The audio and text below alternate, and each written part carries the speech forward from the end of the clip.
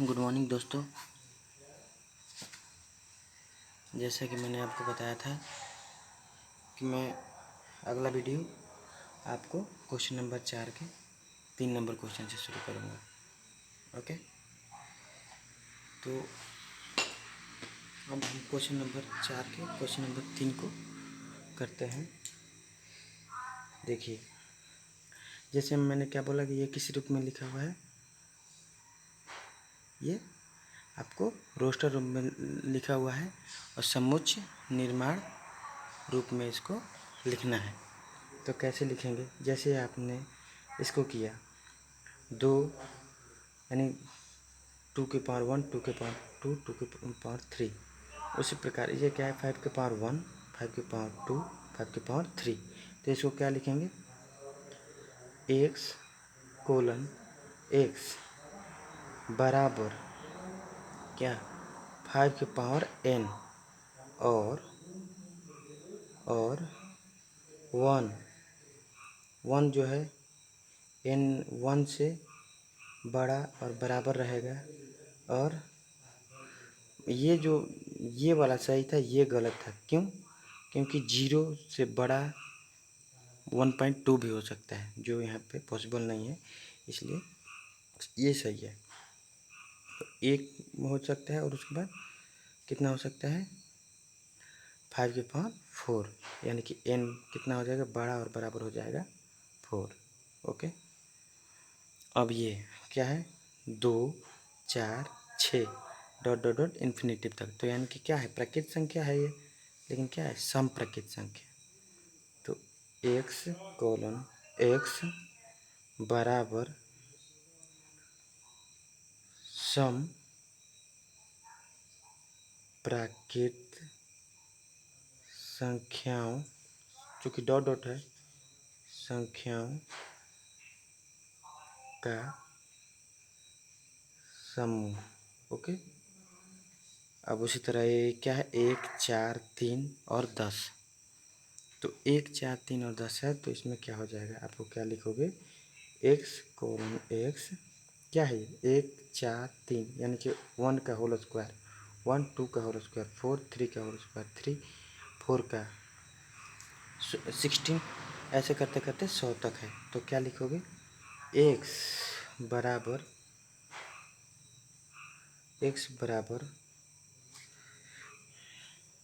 क्या है ये 1 का स्क्वायर 2 का स्क्वायर, यानी कि x बराबर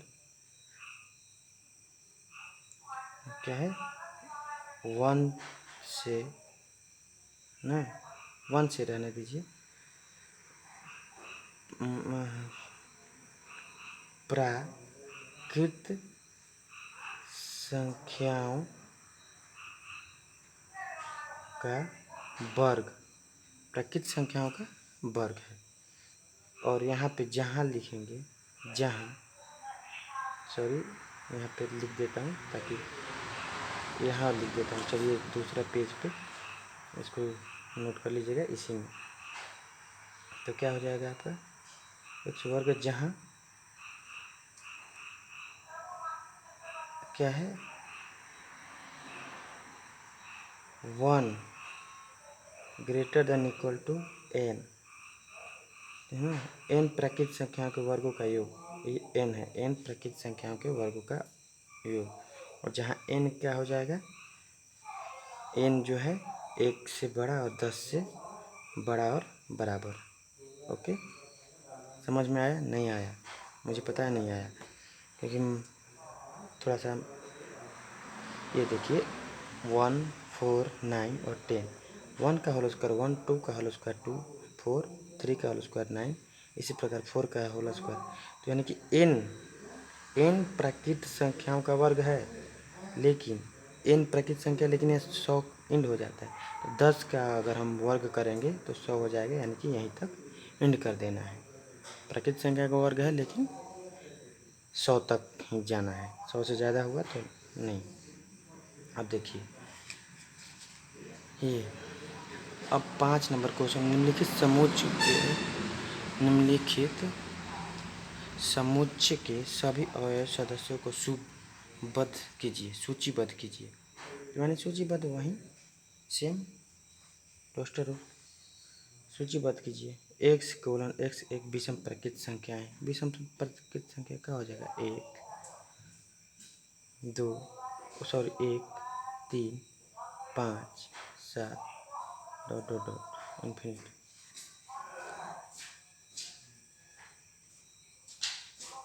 उसके बाद b क्या है? x:x एक पूर्णांक है जो क्या है? एक पूर्णांक जो -1/2 से क्या है? x इससे बड़ा और इससे छोटा है। तो इससे बड़ा क्या हो जाएगा? इससे बड़ा -1/2 से बड़ा क्या हो जाएगा? जो इसमें है इसको तो तुम छोड़ दीजिए। -1/2 से यानी कि आधा से 0.2 से कितना हो जाएगा? -1.2 छोड़ दीजिए, इसको मत लिखिए, 0 हो जाएगा। ठीक है। उसके बाद पूर्णांक है, कुछ भी लिख सकते हैं। और -1/2 है, 1/4 हो जाएगा। सॉरी 1/4 हो जाएगा, -1/4 हो जाएगा। उसके बाद 0 कर दीजिए। उसके बाद क्या हो जाएगा? 1/2 1 1। उसके बाद 1/2 1 3/2 1.5 2। उसके बाद आपको पूर्णांक है तो कुछ भी लिख सकते हैं, 2। उसके बाद क्या लिखेंगे? 2.5 को कितना लिखते हैं? 5/2 फिर 3, ऐसे मतलब जो भी लिख सकते हो आप। ओके 3। उसके बाद 3.5 को कितना लिखेंगे हम? 7/2। उसके बाद 4, क्योंकि 4 से अब ज़्यादा नहीं होगा, 7.5 में होगा। तो ये आपका हो गया। ओके, अगर छोटे वर्ग में लिखे तो ये डायरेक्ट यहाँ से लिख देते 1/4 0 1 2 3 4 बस। लेकिन आपको इससे मैटर करना है, इसलिए ये ज़रूरी है, यानी कि इसको अलग कर दीजिए, ये सही है। ओके, तो अब हम आते हैं दूसरे में।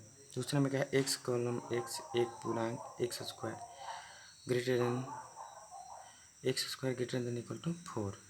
तो क्या हो जाएगा? x एक पूर्णांक है जो कि माइनस नहीं दिया हुआ है, x क्या है और क्या है जो इससे बड़ा और बराबर हो। तो क्या हो जाएगा? एक का होल स्क्वायर 1 और 2 और कुछ नहीं होगा क्योंकि ज़्यादा हो जाएगा।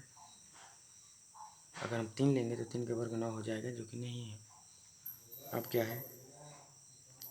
x अनुपात x क्या है? लोएल शब्द का एक अक्षर। तो मैंने क्या बताया? एक शब्द को एक ही बार लिखना होता है समुच्चय में, y a हो गया। l 2 बार है, नहीं लिखना है। बहुत इजी है, आगे चल के आपको वास्ट मिलेगा। जैसे यहाँ पे लिखा हुआ है कि x:x वर्ष का एक ऐसा महीना है जिसमें 31 दिन नहीं होते हैं। तो कौन कौन से में 31 दिन नहीं होते हैं बताइए? आप बताइए जल्दी से।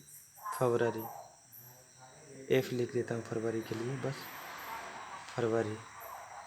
उसके बाद जनवरी में 31 होता है, मार्च में भी 31 होता है, अप्रैल। उसके बाद आप बताइए मई में कितना दिन होता है? मई में होता है 31 दिन। जुलाई में 31 दिन होता है। और अगस्त में भी 31 दिन होता है। सितंबर में होता है 30 दिन। अक्टूबर में 31 दिन। ओके, तो फरवरी, उसके बाद अप्रैल, उसके बाद आपको हो गया फरवरी, अप्रैल, जून, सितंबर, अक्टूबर, नवंबर। हो गया। देखिए, अगर आपको नहीं पता होगा तो मैं बता देता हूँ। ऐसे काउंट करते हैं, जनवरी, फरवरी, नहीं है जो इधर आए वो 31, जनवरी, फरवरी, मार्च, इसमें आए अप्रैल, यहाँ मई, यहाँ जून, यहाँ जुलाई, जुलाई यहाँ पे आया। उसके बाद यहाँ पे तो ये भी अगस्त, ये भी 31 अगस्त, सितंबर, अक्टूबर, नवंबर 30, दिसंबर 31। ओके, तो यानी कि आंसर आपका हो गया है। तो यानी कि क्या हो गया, फरवरी, अप्रैल, जून, सितंबर और नवंबर, ये हो गया आपको। अब क्या है, एक गुणन एक से अंग्रेजी वर्णमाला का एक व्यंजन है जो के से पहले आता है। अब बताइए हमको कि व्यंजन भवेल, व्यंजन यानी कि कॉन्सोनेंट और ववेल मतलब स्वर। तो स्वर कितने हैं अंग्रेजी में? अंग्रेजी में ए होता है, आई होता है, ओ होता है, ए, ई, आई, ओ, यू, ये आपके 5 ववेल हैं। बाकी 21 कॉन्सोनेंट होते हैं। और ये व्यंजन ही पूछ रहा है जो के से पहले आते हैं। तो के कैसा, A B C D E F G H I J K, यानी कि के किस पे आ रहा है, 11 पे के आ रहा है। और आपका उससे पहले व्यंजन कौन सा हो जाएगा, बी, सी, डी, ई छोड़ दीजिए, एफ, जी, जी, एच, आई छोड़ दीजिए, जे, उसके बाद के से पहले आता है तो के अब आ जाएगा।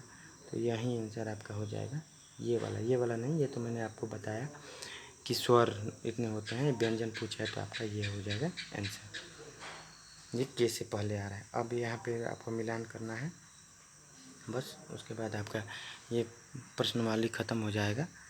तो बाईं ओर रोस्टर रूप में लिखित और दाईं ओर समुच्चय निर्माण रूप में वर्णित समुच्चय का सही मिलान कीजिए। बाईं ओर किस रूप में, रोस्टर यानी कि इस रूप में, और ये समुच्चय निर्माण रूप में किधर है, दाईं ओर। तो समुच्चय निर्माण में ये रूप है, तो आपको मिलान करना है। तो फटाफट मिलान कीजिए। अब तक तो आप बहुत सीख गए हैं मेरे से। तो ये बताइए, रोस्टर 1 2 3 4 ये क्या है, 1 2 3 4, 1 2 3 6 ये क्या है, क्या लिखा हुआ है, ये क्या है, ये 1 2 3 6 क्या है। अब इधर पढ़िए, कोई मैच कर रहा है क्या, देखिए, एक्स कोलन एक्स अभाज्य संख्या है, 6 की भाजक। अब देखिए, एक्स एक अभाज्य संख्या है और 6 की भाजक है, तो अभाज्य संख्या किसे कहते हैं। तो चलिए, अभाज्य संख्या किसे कहते हैं, अगर आपको नहीं पता है तो मैं यहाँ पे लिख देता हूँ कि अभाज्य संख्या